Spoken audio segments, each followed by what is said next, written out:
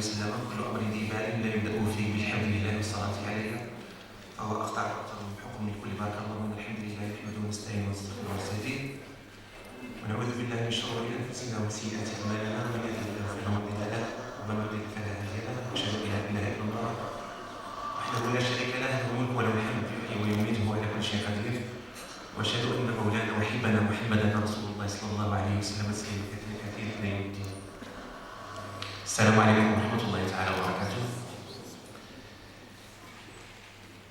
يسعدنا أن نرحب بكم باسم مركز الدراسات والبحوث الإنسانية والاجتماعية بوجدة في هذا اللقاء المعرفي الذي سيقدم فيه أخونا الأستاذ طارق رمضان محاضرة بالفرنسية تحت عنوان الإسلام et les sciences sociales quelle perspective أي الإسلام والعلوم الاجتماعية أي آفاق.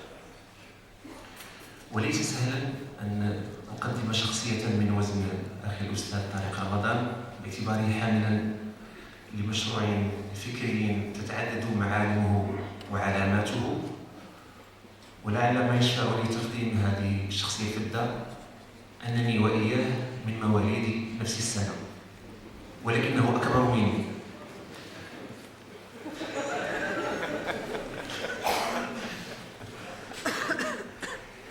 إذن سيداتي سادتي نتكلم بالفرنسية.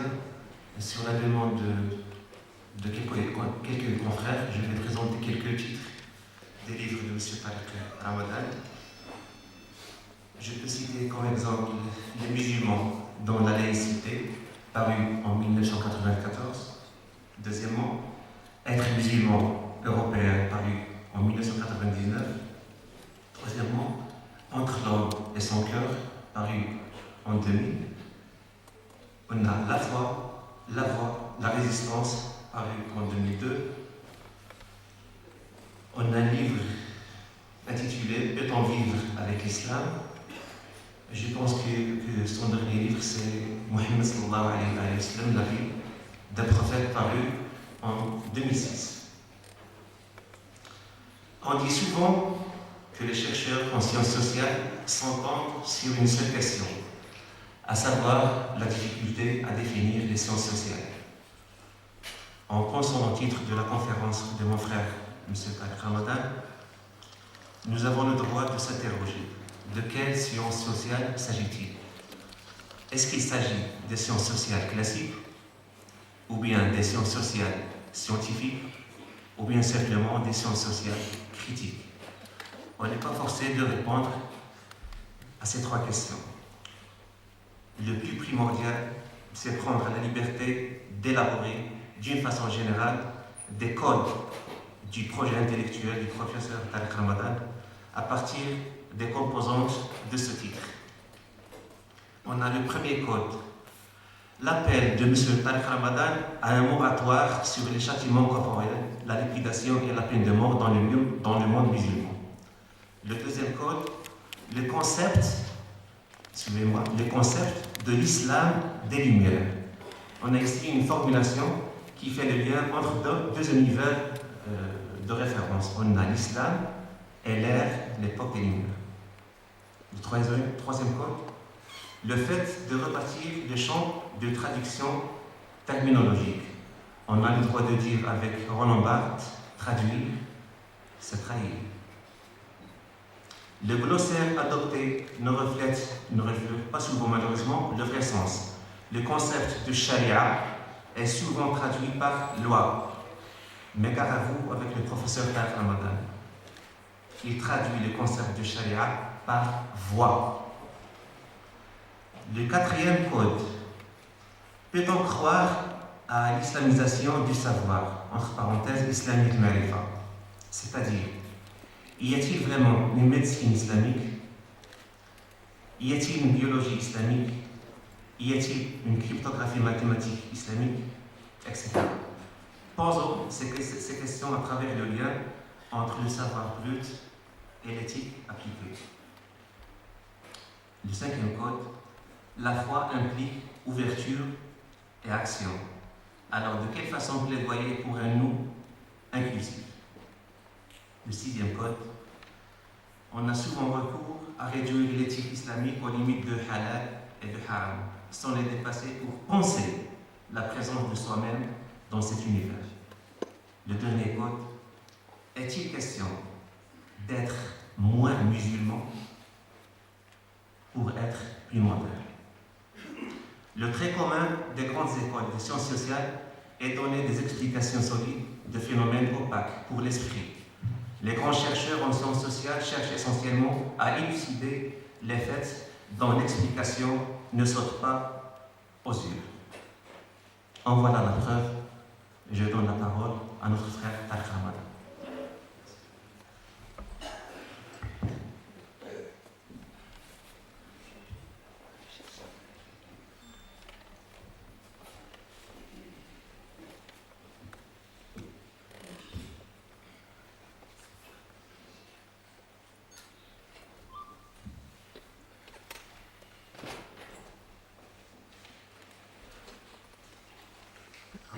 السميع العليم من الشيطان الرجيم بسم الله الرحمن الرحيم والصلاة والسلام على أشرف المرسلين سيدنا محمد وعلى آله وصحبه أجمعين ونعوذ بالله من شرور أنفسنا ومن سيئات أعمالنا من يهد الله فهو المهتد ومن يضلل فلن تجد له وليا مرشدا ونشهد أن لا إله إلا الله وحده لا شريك له ونشهد أن محمدا عبده ورسوله أيها الأخوة أيتها الأخوات أحييكم بتحية الإسلام تحية من عند الله مباركة طيبة السلام عليكم ورحمة الله وبركاته. Merci infiniment de cette invitation encore ici pour poursuivre la réflexion autour de la référence islamique et puis pour ce qui nous concerne ce soir, la question des sciences sociales. Alors, encore une fois, je vais essayer de m'en tenir à un temps plus strict que tout à l'heure pour vous donner la possibilité de débattre, de poser des questions, voire de contredire ou d'alimenter la réflexion. Ce que j'aimerais vous proposer, c'est en même temps un retour à un certain nombre de références classiques, n'importe lequel ou n'importe laquelle d'entre nous qui reviendrait à l'étude de l'islam et de la tradition légale islamique, au premier rang des cas, parce que ce qui nous concerne ici avec les sciences sociales, c'est vraiment la source du savoir, la production du savoir et l'usage de la production des savoirs à partir de la référence islamique. Eh bien, ce qui nous intéresse ici, c'est le fondement de la jurisprudence, c'est les usul al-fiqh, le fondement du droit et de la jurisprudence, puisque je ne traduis pas comme il est de coutume de le faire, fiqh par jurisprudence, c'est faux à mon sens. Le fiqh, c'est du droit appliqué et sa jurisprudence, donc c'est bien une réflexion sur le droit. Et pourquoi est-ce que je dis ça? Parce que souvent on dit oui, la charia c'est plus le droit et le fiqh c'est la jurisprudence, c'est faux.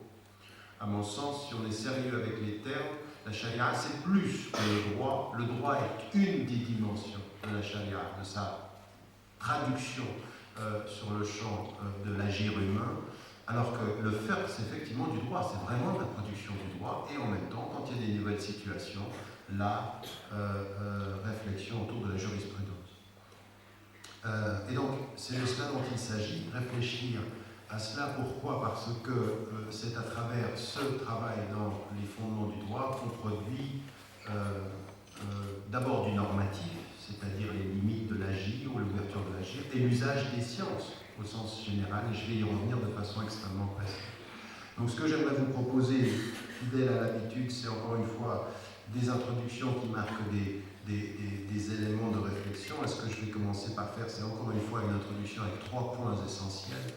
Le premier, c'est encore une fois de lier la référence islamique à la dimension de la société et de l'engagement social et de l'idée d'un projet social. En fait, ce que je suis en train de dire maintenant, vous pouvez le placer, pour ceux d'entre vous qui étaient à la conférence précédente, en amont de ce qui a été dit. Et là, c'est-à-dire ce que vous allez entendre ce soir, vous allez pouvoir le comprendre indépendamment de la conférence de tout à l'heure, mais si vous remettez les deux l'une par rapport à l'autre, les deux se feront écho et se compléteront. Et puis, la deuxième des choses, ce sera de discuter, au-delà de ce des sociétés, de la dimension des sources. Là, je vais m'arrêter un tout petit peu là-dessus. Puis ensuite, les domaines de l'action. Après quoi, ce que j'aimerais vous proposer, c'est une nouvelle approche de la géographie des sources. Et c'est ce que j'appelle une réforme radicale dont nous avons besoin. Elle n'est absolument pas en trahison de la référence, mais elle est à établir sur un souci profond de cohérence. Et je vous expliquerai ce que j'entends par là. Et donc ça, c'est une thèse que je vous propose, encore une fois, de réfléchir, de discuter, peut-être de vous y opposer, en tout cas d'en débattre. Et puis, à partir de cette question de la nouvelle géographie des fondements du droit, une nouvelle géographie, mais qui a des conséquences très très importantes. Parce que très clairement, la thèse fondamentale, c'est que nous avons la nécessité aujourd'hui d'opérer un déplacement du centre de gravité de l'autorité en islam. Et la question de l'autorité est centrale. Tout à l'heure, j'avais des journalistes qui posaient la question de savoir qui est amené à édicter la fatwa. Alors, c'est organisé dans l'État ici au Maroc, mais plus fondamentalement, dans la communauté musulmane, dans la société musulmane et dans la pensée musulmane, où se situe la question de l'autorité. Qui a légitimité à dire oui ou non selon les domaines? Oui, ça c'est une question majeure. Et contrairement à ce qu'on dit, beaucoup de ulama et de fuqaha ont eux-mêmes déterminé parfois les limites de leur propre autorité. Parfois on leur a donné plus que ce qu'ils ont voulu. Et parfois ils ont eux-mêmes reconnu la limite de leur autorité. Mais nous avons un vrai problème avec la question de l'autorité. Parce que comme il n'y a pas de structure qui dit l'autorité, il y a parfois des projections là. Parfois c'est un leader, parfois c'est une personne qu'on aime, parfois c'est un alim à qui on donne, on octroie. On donne parfois, on agit avec l'autorité par procuration. Une question majeure dans la conscience musulmane contemporaine. J'y reviendrai. Et puis, alors je terminerai par des cas très pratiques. Alors, on a parlé de cas de figure par rapport je vais prendre un cas d'exemple qui n'est justement pas directement une science sociale pour montrer comment les musulmans, les ulama, les fuqaha et les spécialistes, les savants médecins, ont réussi ici à développer des approches qui étaient des approches paritaires et complémentaires. Et c'est parce qu'ils ont questionné l'autorité des uns et des autres qu'ils ont réussi à avancer.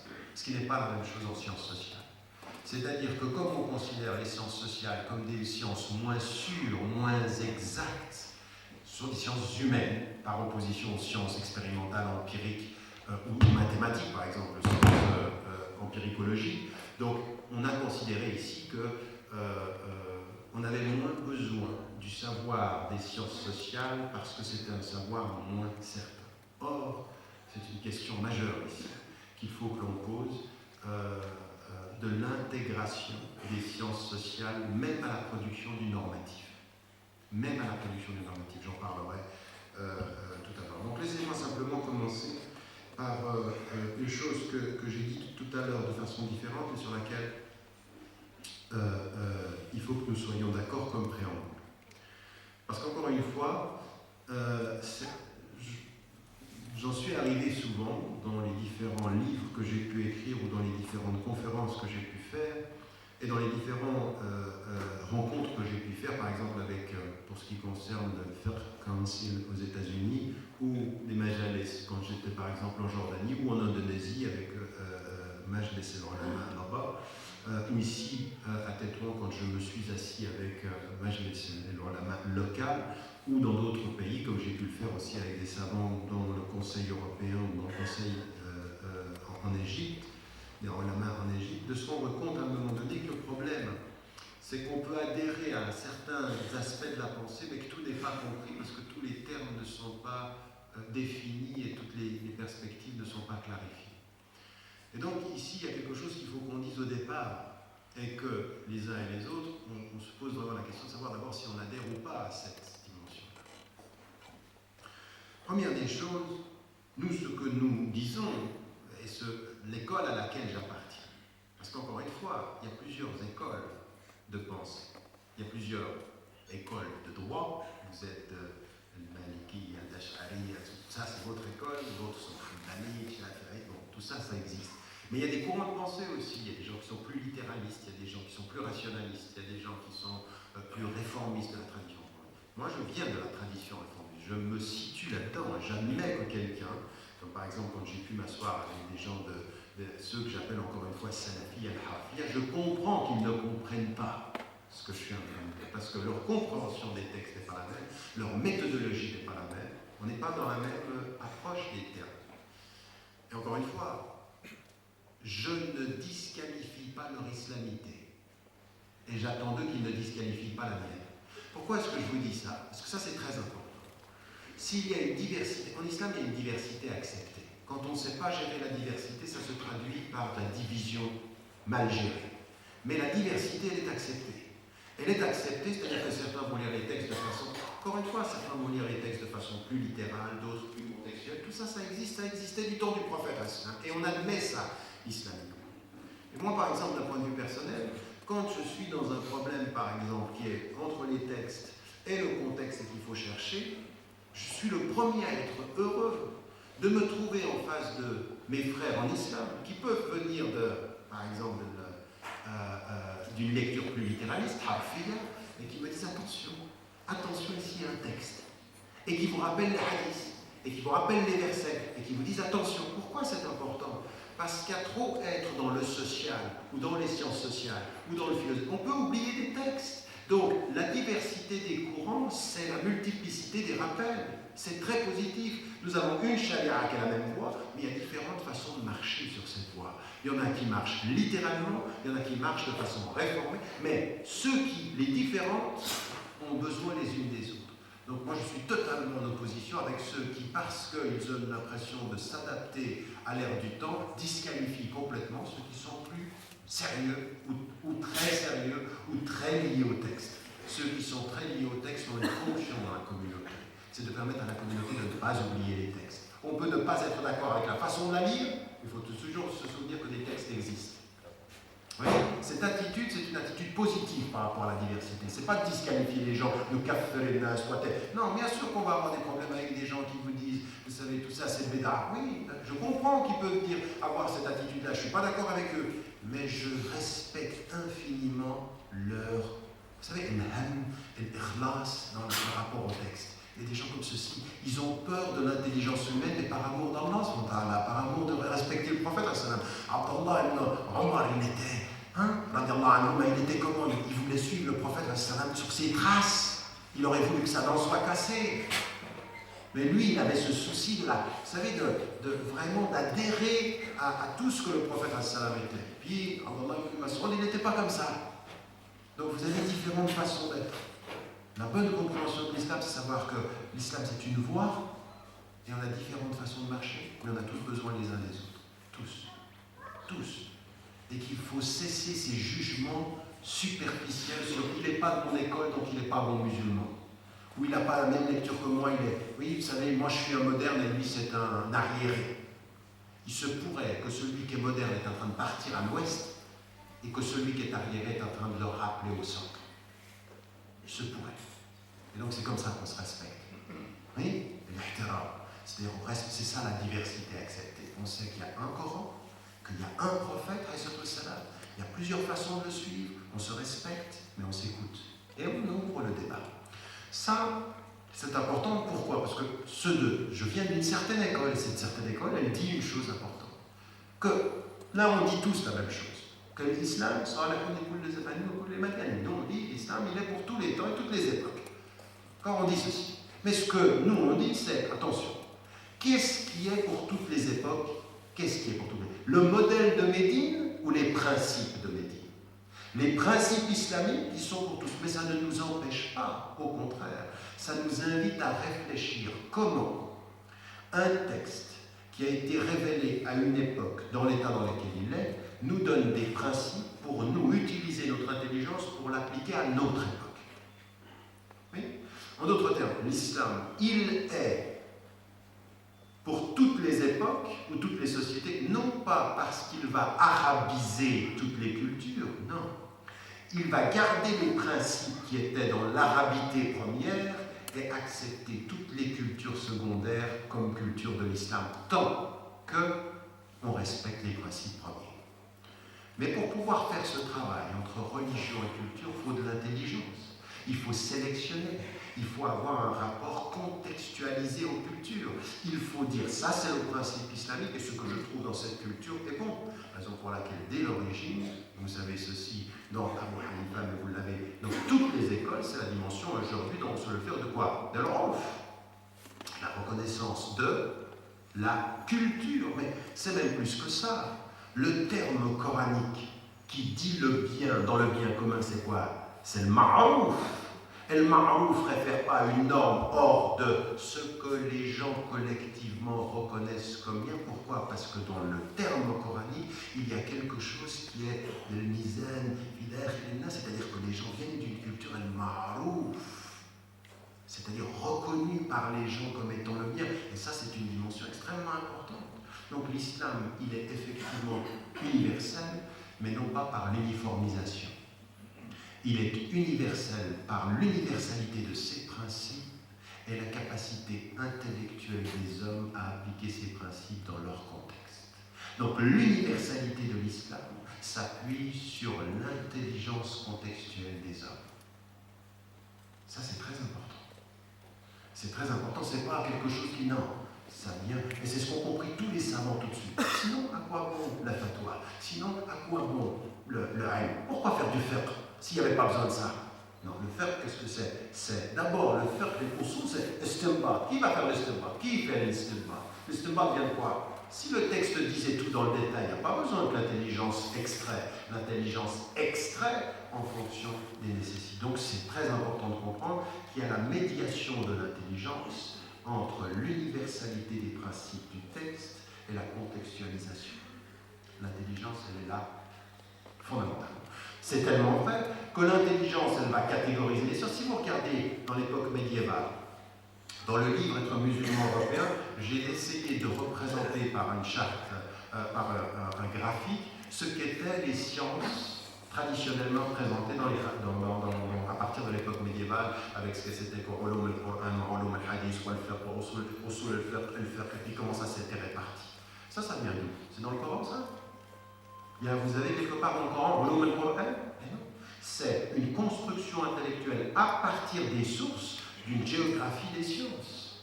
Et dans cette géographie des sciences, comment on va tirer des textes, puis des textes aller à la réalité? Qui a fait ça? C'est le ulama. Les ulama ont catégorisé. Et parfois, ils ont catégorisé sur la base de ce que disait un hadith. Le hadith Jibril, alayhi salam, quand il vient et qu'il demande, il pose les trois questions, Arkan al-Iman, Arkan al-Islam, Al-Ihsan, tout ça, ça fait quoi? Ça fait Arkan al-Iman, qu'est-ce que ça va donner dans les sciences islamiques? Et qu'est-ce que ça va donner en l'homme et l'ibadat? Donc les textes nous orientent, mais l'intelligence construit. Ce qu'on dit ici, c'est que si l'islam est pour tous les temps et toutes les époques, ce n'est pas par l'absolu de sa transmission, mais c'est par la capacité de l'intelligence humaine de prendre cet absolu et de l'appliquer aux différentes sociétés à travers l'histoire. Ça veut dire que ce que nous avons à faire, de ce point de vue-là, c'est un travail permanent de reconsidération de notre lecture en fonction du contexte qui évolue. Allah savait, Dieu savait que l'histoire avance. Et ce qu'il demande aux hommes, c'est, à la lumière de l'histoire qui avance, revenez aux textes qui sont absolus, pour trouver dans les textes absolus les réponses contextuelles à l'histoire qui avance. Oui? Le même processus par rapport à la diversité culturelle. Les cultures sont diverses. Revenez à l'absolu des textes pour savoir ce qui, dans la diversité culturelle, peut être intégré. L'universalité de l'islam, c'est la capacité d'inclusion de la diversité culturelle, jamais de son uniformisation. Raison pour laquelle notre réponse à la globalisation aujourd'hui, en termes de sciences sociales, ne devrait pas, comme certains salafis le pensent, ça ne devrait pas être la mondialisation de la culture arabe. De la culture arabe du Mashriq, de la culture arabe d'une certaine tenue. Il y en a certains qui veulent mondialiser cette façon-là. Ils vont partout et disent ça, c'est l'islam. Non, ce qui est le principe de la pudeur n'est pas une certaine façon de s'habiller. C'est garder le principe et savoir diversifier son vêtement pour garder le principe. ça, ce sont des choses, vous voyez, ça c'est une école de pensée. C'est une école parmi les écoles. Il y a certains musulmans qui disent, qu'est-ce qu'ils racontent? Moi j'ai vu des gens qui me regardaient et qui disent, qu'est-ce qu'ils racontent? Ils ne sont pas d'accord. Donc on est bien d'accord que nous ne sommes pas d'accord là-dessus. Et que pour certains, ça, c'est une bid'a, oui. Et puis chacun a ses bid'a. C'est-à-dire que quand vous allez au Pakistan et qu'ils parlent en ourdou, quand quelqu'un commence à parler en anglais, c'est une bid'a. Mais l'ourdou pour l'arabe, c'est une bid'a. Alors chacun a la bid'a des autres. Alors on se transmet des bid'a comme ça. Ouais, parce que pour certains, on garde une certaine tradition. Vous voyez le caractère parfois superficiel de ces questions-là. Mais pas aussi superficiel que ça, parce que certains ulama jouent ce jeu-là et entretiennent cette dimension-là, malheureusement. Donc ici, c'est de cela dont il est question. Deuxième des choses que, donc, on est bien d'accord de ce que ça peut vouloir dire. La médiation de l'intelligence, mais le caractère absolu des textes et la non-discussion sur la référence à la sunna du prophète, et ça exige de nous d'aller dans le contexte, revenir au texte, garder clairement le respect des textes et trouver pour notre époque, par l'engagement intellectuel, ce qui s'appellera le raisonnement autonome critique, l'ijtihad, d'accord, qui est une des sources, l'ijtihad permanent pour pouvoir répondre aux questions. L'ijtihad est une condition sine qua non, ça c'est ce que disait par la suite et dira à notre époque au début du XXe siècle Mohamed Iqbal. Mohamed Iqbal il suit une tradition qui l'a précédé depuis longtemps, qui est même dans celui qui va restreindre le champ de l'ijtihad comme Shafi'i par rapport à la notion de l'istihsan que lui réduit au qiyas. Il le réduit au qiyas, c'est-à-dire le raisonnement par analogie. Pourquoi? Parce qu'il a peur qu'on quitte le texte. Eh bien, dans toute cette tradition-là de l'ijtihad, c'est de dire c'est la condition sine qua non d'avancer avec son temps tout en restant fidèle au texte. Donc notre but c'est rester fidèle au principe tout en faisant face aux défis contemporains. L'instrument c'est l'ijtihad, les sources c'est le Coran et le Sunna, et donc il faut aller de l'avant avec l'ensemble de ces mécanismes-là. Ça encore une fois, c'est une façon d'aborder les choses et il faut qu'on en soit conscient et toujours avec humilité et modestie. Encore une fois, vous ne m'entendrez jamais disqualifier les autres pensées musulmanes de ce point de vue-là. Moi j'ai entendu des choses parfois entre ulama, des sommités que nous avons à travers le monde, qui parfois disaient des choses les unes vis-à-vis des autres, qui étaient extrêmement dures. Il y a certains savants de Salafi ou d'Arabie Saoudite qui ont été par exemple extrêmement durs avec Cheikh Youssef al-Qaradawi, très très très durs, très durs dans ce qu'ils ont pu dire. Il y en a qui ont même regardé son livre, et puis même ceux qui étaient moins éduqués que les grands ulama. Souvent c'est les élèves qui sont plus durs que les ulama. Les ulama sont très prudents. Il y en a qui ont ils ne sont pas fiches à la dernière, il n'y a pas de. Et puis ils ont pris son livre, il a écrit un livre qui s'appelle Le Halal ou le Haram. Ils ont dit, mais le Halal ou le Haram, c'est pas le Halal ou le Haram, c'est le Halal ou le Halal. Parce qu'il halal ou le chez. Ça c'est selon eux, parce qu'ils ne sont pas d'accord avec